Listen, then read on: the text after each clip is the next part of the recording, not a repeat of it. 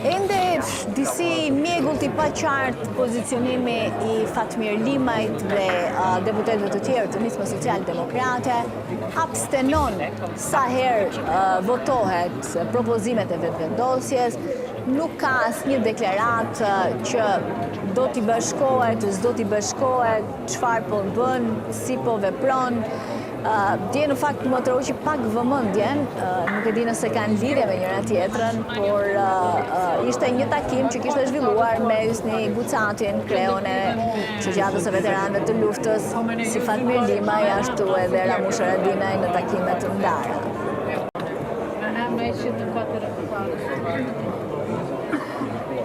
Realisht nuk të thoja që mund lidhet shumë me atë se çfarë po ndodh sa I përket çështjes së kuvendit dhe qeverisë. Këto takime kanë ndodhur sepse veteranët e luftës apo organizatat e dalë nga lufta që ditën e parë realisht kur ka filluar tentimi për ta konstituar kuvendin, kanë qenë kryesisht kohë pas kohe prezent jashtë objektit të kuvendit, me që rast I kanë ofruar secili deputet, kushdo që ka pranuar ta nënshkruaj, një lloj kërkese ose thirrje ose si ta them që gjykata speciale në momentin që ne të kemi një kuvend të konstituar realisht të ketë veprime të caktuara kundër gjykatës speciale,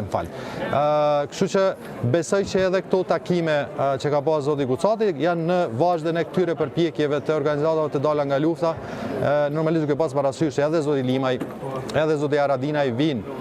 nga lufta, pra nga backgroundi, bagazhi që ata kanë janë njerëz të luftës, kanë qenë udhëhec të luftës në zona të ndryshme, kështu që kjo ka qenë paktën arsyeja e takime me atë sadim. Kjo nuk do të thotë që tema e çështja që pak a shumë ne po merrem me të që mund mos ketë qenë temë, por megjithatë them drejtën roli I organizatave dala nga lufta në këtë aspekt nuk është se ka ndonjë rol të caktuar. Kjo edhe për faktin që në parim ata kanë provuar maksimalisht që mos të përzihen në pjesët politike, kryesisht janë marrë me problemet e tyre, me telashet e ish luftëtarëve, veteranëve, invalidëve të luftës, por domosdoshmërisht që mund të ketë ndikim zëri I tyre Esmeral, duke pas parasysh që ata kanë qenë ndoshta zërat më të ashpër karshi zotit Kurti dhe qeverisë së tij, sa I përket veprimeve që ata kanë bërë këtë rast kundër veteranëve të luftës,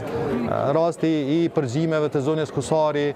ku janë përmend pra veteranët e luftës së UÇK-s, por po ashtu edhe ajo mungesa, po them ose zvoglimi I ndihmave që qeveria e Kosovës ka bërë sa I përket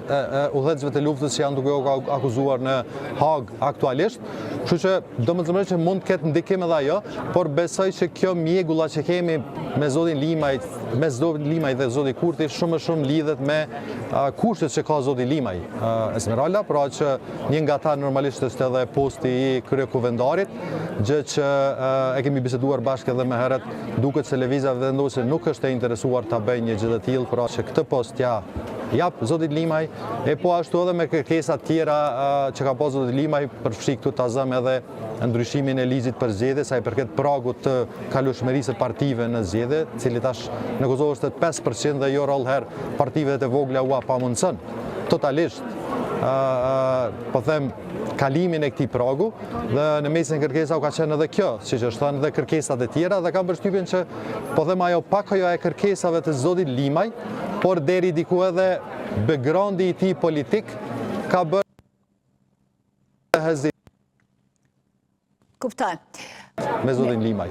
Por ndërsa ato arsyet kryesore vazhdon të mbetet pak a shumë çështja e postit e kryeparlamentar. E kuptoj. Mirë, Kosovë, falenderoj për tani. Do kthehem sërish këty sapo të filloj seanca, të shohim se çfarë do të ndodhë sot në këtë seancë.